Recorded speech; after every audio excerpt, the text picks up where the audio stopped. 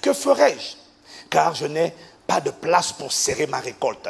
Voici, dit-il, ce que je ferai. J'abattrai mes greniers, j'en bâtirai de plus grands. Donc, il est en train de dire qu'il va construire des plus gros entrepôts parce que sa moisson est tellement grande. Voilà, c'est ça le contexte. Quand tu dis grenier, pense à entrepôt. J'y amasserai toute ma récolte et tous mes biens. Et je dirai à mon âme, waouh, tu as beaucoup de biens en réserve pour plusieurs années. Maintenant, tu vois clair. Repose-toi. Ça, c'était version Castano. Repose-toi, mon âme. Mange, bois et réjouis-toi. Mais Dieu lui dit, insensé. Cette nuit même, ton âme te sera redemandée. Et ce que tu as préparé, pour qui cela sera-t-il?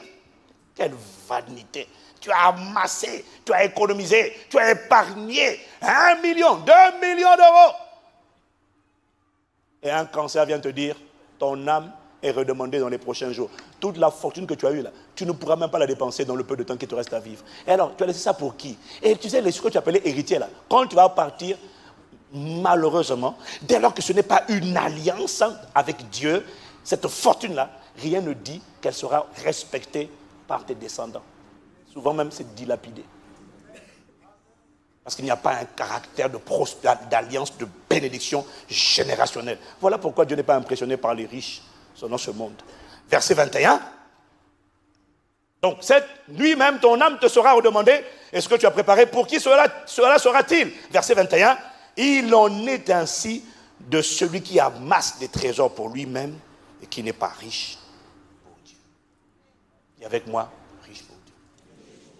C'est dans la parole. Quelqu'un me dit amen. Alors, c'est quoi la différence? Il m'a dit, les riches pour Dieu. Vous voulez connaître la différence? Vous voulez connaître la différence?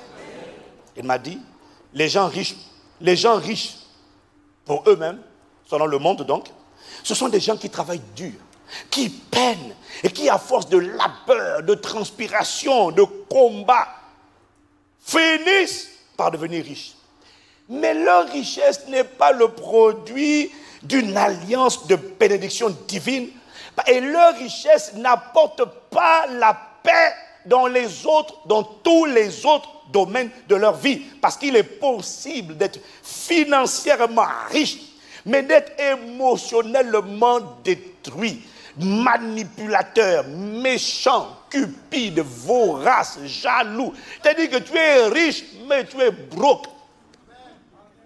Il est possible d'être riche, d'être émotionnellement en ruine, d'être familialement en détresse, d'être maritalement dévasté. Parce que tu ne sais même pas, parce que des fois le conjoint est compliqué. Il trompe sa femme, elle trompe le mari. Non, ce genre de richesse-là, franchement, n'enrichit pas. Parce qu'elle s'ensuit de beaucoup de chagrin. Dis amen. C'est la vérité, c'est la Bible. Mais la bénédiction de l'Éternel, il dit par contre, elle enrichit, elle ne se fait suivre d'aucun chagrin. Moi, c'est ça que je veux. C'est ça que je veux. Où les enfants marchent avec Dieu. Où les enfants ne sont pas des voyous, des drogués. À quoi ça sert d'être riche? Tes enfants qui sont tes descendants, tes futurs héritiers, sont des cramés, des shootés, des drogués, des pervers. À quoi sert la richesse dans ce genre de cas? Non! Non. Nous ne cherchons pas la richesse du monde. Nous voulons être riches pour Dieu. Rien ne garantit que leur prospérité, comme je l'ai dit tout à l'heure, perpétue ou prolonge leur héritage. La richesse des riches de ce monde est venue avec tellement de labeur, de souffrance et de transpiration que lorsque la richesse est finalement là, les riches selon le monde ont du mal à s'en séparer. Comme Louis de Funès. Tu as vu Louis de Funès? Quand il avait de l'argent, il se balade avec sa caisse, avec ça. Ils ont du mal à s'en séparer au point de devenir des gens qui sont attachés à l'argent, donc de développer dans leur cœur l'amour de l'argent. Parce qu'ils ont du mal à s'en séparer.